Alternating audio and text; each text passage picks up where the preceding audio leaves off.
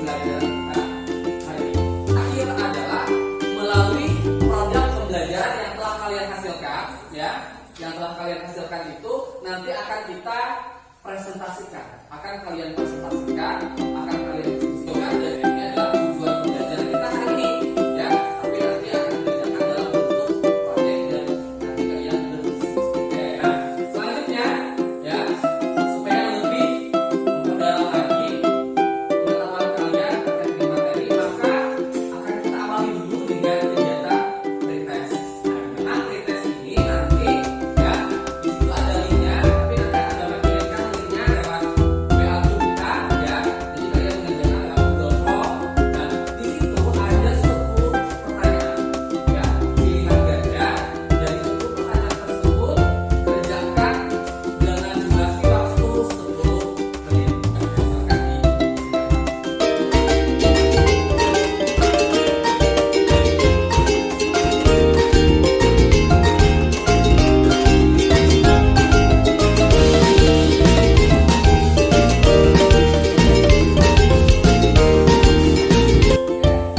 Waktunya sudah selesai, ya. Waktunya seperti silakan dikirim. Oke, sudah? Oke, nah tadi kita sudah mengerjakan saat, ya, sebagai pertanyaan awal terkait dengan materi yang akan kita bahas nantinya, ya, pretest. Nah, untuk lebih memberikan semangat lagi, ya, maka selanjutnya kita es jadi. Oke, ini ada gambar es krim sudah jadi. Ya. Oke, selamat. Oke, bisa lagi.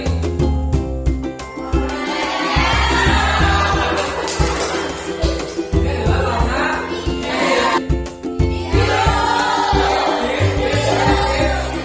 Oke, ini warna biru.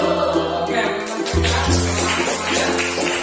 ya, kita sudah ice breaking, jadi sudah semangat, sudah fokus untuk melanjutkan materi kita. Oke, silakan simak di layarnya.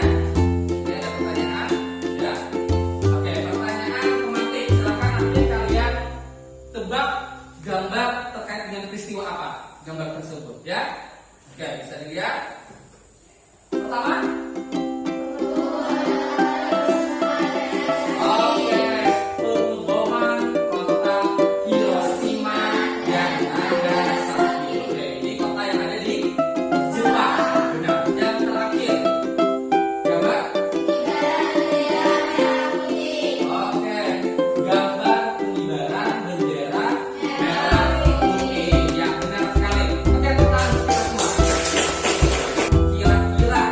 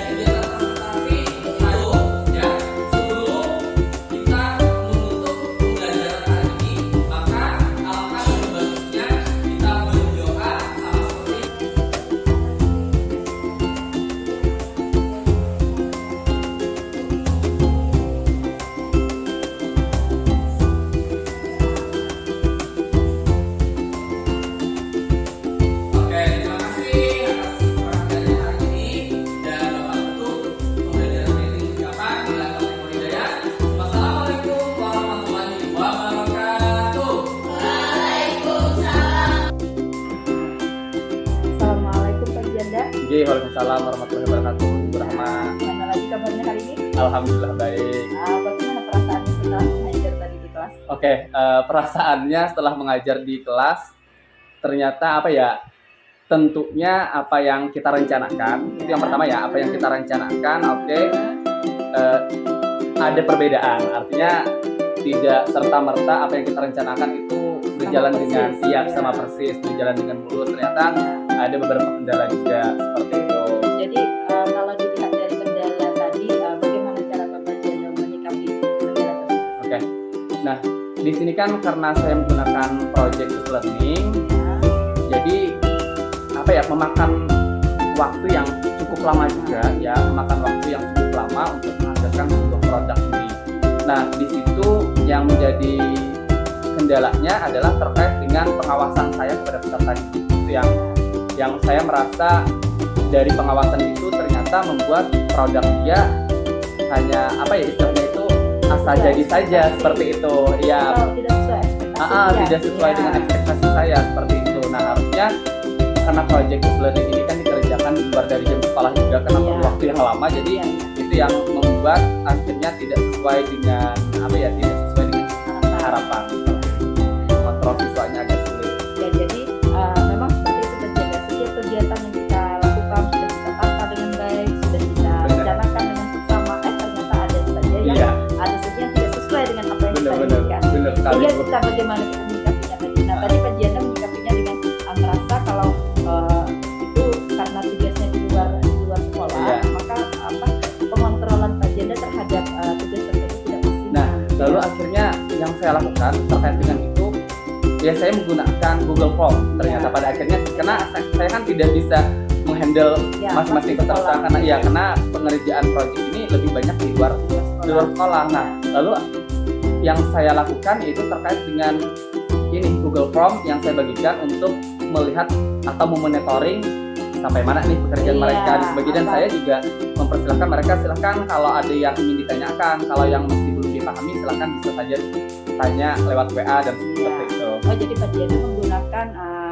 Google Form mengetahui progres Iya, ya, progres. mengetahui progres anak-anak. Iya, benar-benar. Oke, bagus.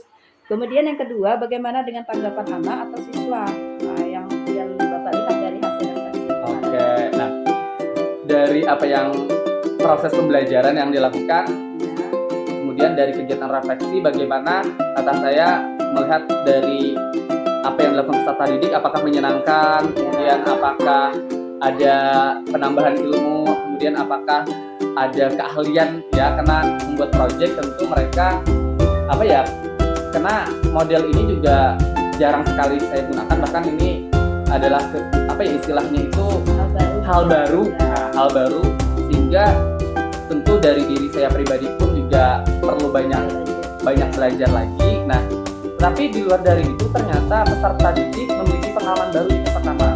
Artinya peserta didik kita punya pengalaman baru dalam pembelajaran. Ternyata belajar itu tidak hanya mendapatkan ilmu yang disampaikan oleh guru di depan kelas dan sebagainya, tetapi ternyata saya juga bisa menghasilkan sebuah produk seperti itu. Dan ditambah bukan hanya produk yang dihasilkan, tapi mereka juga harus bisa mempertanggungjawabkan lewat kegiatan presentasi. Jadi banyak pembelajaran sebenarnya harus kita lakukan, model-model pembelajaran. Sehingga bagaimana cara kita menyikapi ketika pembelajaran tersebut bisa diterima oleh anak-anak. Benar. Iya, benar sekali. Tapi kajiannya mengambil hal yang sangat positif dengan berpikiran dan anak-anak menyenangkan. Kemudian Bapak berpikiran kalau apa yang dilakukan itu merupakan hal baru. Iya, hal baru bagi Bapak dan hal baru bagi anak-anak. Iya, benar. Kemudian jika diurutkan dari nomor 1 sampai 10, Bapak berada di Aduh. Kalau diurutkan dari 1 sampai 10 berapa ya? Kira-kira. Kalau saya lihat pembelajaran itu sudah sangat mantap, sudah bagus. Nah, jadi kita pembelajarannya berapa?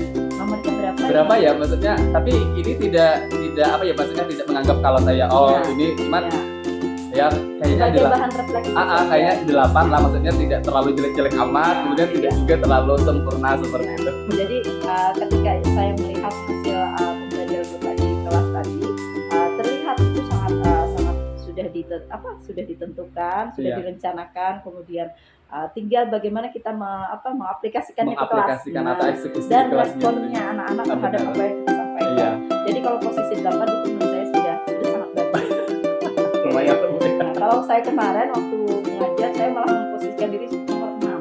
Terus ditanyakan nomor 6. Ya kenapa ya? Karena menurut saya belum ekspos siswa. Nah, kemudian yang selanjutnya, menurut Bapak bagaimana keadaan siswa saat Bapak mengajar? Keadaan siswa pada saat saya mengajar tentunya kan ini dilaksanakan dalam 2 kali pertemuan. Artinya dalam satu RPP yang saya lakukan itu ada 2 kali pertemuan. Pertama, saya membaginya dari pertemuan pertama itu saya hanya menyampaikan informasi umum terkait dengan produk yang mereka lakukan. Kenapa? Karena ternyata ya PJBL ini bukan materi yang sepenuhnya disampaikan, tapi kita juga penuh untuk memberikan informasi terkait dengan produk-produk seperti itu. Nah, itu yang pertama, pembelajaran pertama yang saya lakukan adalah menyampaikan informasi secara umum.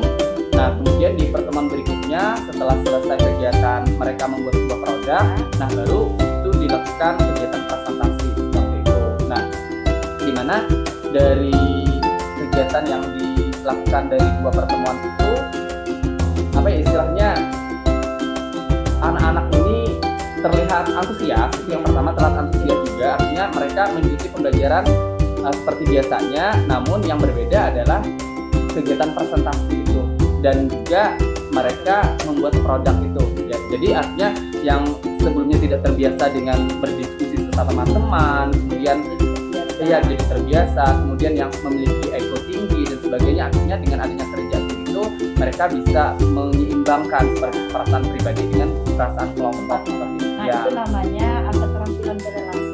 Jadi ada kan pembelajaran KSE, namanya pembelajaran sosial emosional. Nah, di situ ada yang Bapak sebutkan tadi, itu namanya adalah keterampilan berrelasi. Jadi ketika kita mengaplikasikan pembelajaran berdiferensiasi, ada perbedaan anak, maka dari perbedaan tersebut dia mulai menempatkan dirinya pada posisi aku ini sebagai siapa, dan aku harus menghargai orang seperti yang seharusnya. Benar namanya keterampilan berrelasi. Iya. Nah, kemudian dari teknik, strategi dan mode pembelajaran, apakah sudah memenuhi tujuan pembelajaran?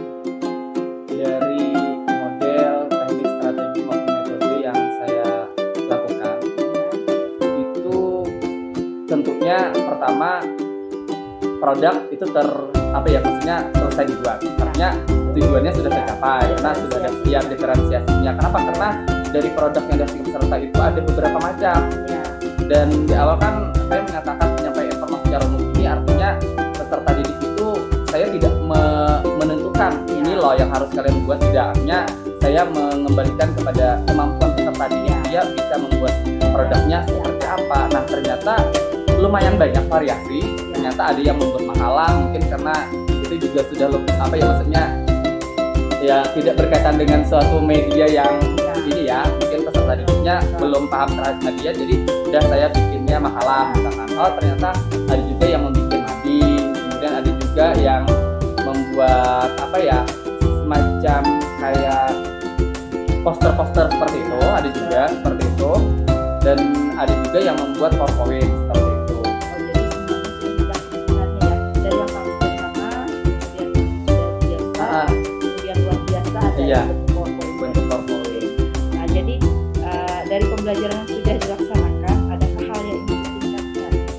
Oke, nah tentunya Bu, kalau pertanyaan itu banyak sekali yang ingin saya tingkatkan.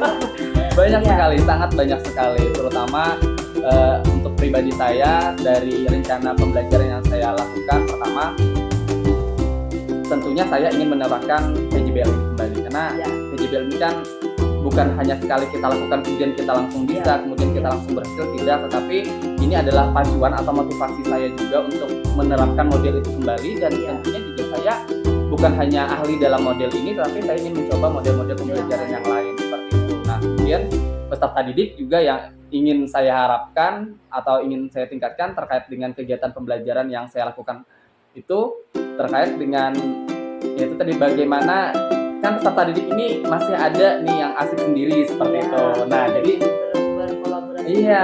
Itu yang membuat ternyata saya harus fokus juga nih dengan peserta didik yang asik sendiri. Kemudian pada saat kegiatan presentasi temannya, kemudian mereka asik dengan kegiatan dia sendiri, dia mengerjakan diri sendiri, dia tidak memperhatikan apa yang disampaikan oleh temannya. Nah itu yang perlu saya tingkatkan lagi, bagaimana mengelola peserta didik dalam kegiatan pembelajaran itu. Nah, tadi saya melihat ada kegiatan berdoa sebelum pembelajaran, kemudian pembelajaran itu ada doa. Itu secara tidak langsung Bapak telah menerapkan budaya positif. Ya. Selain itu tadi saya lihat ada juga menyiapkan diri atau SBK. Ada menjelaskan tentang itu. Iya. Pertama dari kegiatan pembelajaran, dari urutan kegiatan ya, dari kegiatan pendahuluan, kemudian inti dan penutup. Di situ karena memang kita ini basicnya adalah seseorang yang beragama seperti itu. Nah jadi pertama di situ kita berdoa, tentunya dari doa itu yang ingin kita harapkan adalah gimana peserta didik ini memahami apa yang kita sampaikan materinya dan sebagainya. Itu artinya itu hal positif pertama yang kita bangun dulu pada peserta didik. Nah kemudian setelah itu kan ada juga nih kegiatan pretest ya. Nah jadi setelah kegiatan pretest yang saya lakukan tadi itu saya juga mendapatkan ice breaking supaya mereka ini merasa relax untuk mengikuti kegiatan pembelajaran berikutnya. Dan saya juga ada kata-kata motivasi juga untuk sejarah seperti itu hanya sebatas membangkitkan emosional peserta didik untuk mengikuti pembelajaran sejarah seperti itu. Nah kemudian kegiatan intinya berkaitan seperti yang saya sampaikan di awal tadi, itu saya hanya menjelaskan secara umum dulu untuk pertemuan pertama. Pertemuan kedua saya melaksanakan kegiatan presentasi, dan untuk penutup itu tentu saya akhiri selalu dengan refleksi kegiatan pembelajaran. Dan selebihnya ya kita tutup dengan salam seperti itu. Jadi dari video yang Bapak tampilkan pada saat observasi dan dari hasil wawancara kita pasca observasi ini, saya banyak memetik manfaat dari apa yang seharusnya kita kerjakan ketika kita melaksanakan suatu kegiatan. Itu yang pertama adalah rencanakan dengan baik. Kita sebagai guru kan disuruh menyiapkan RPP.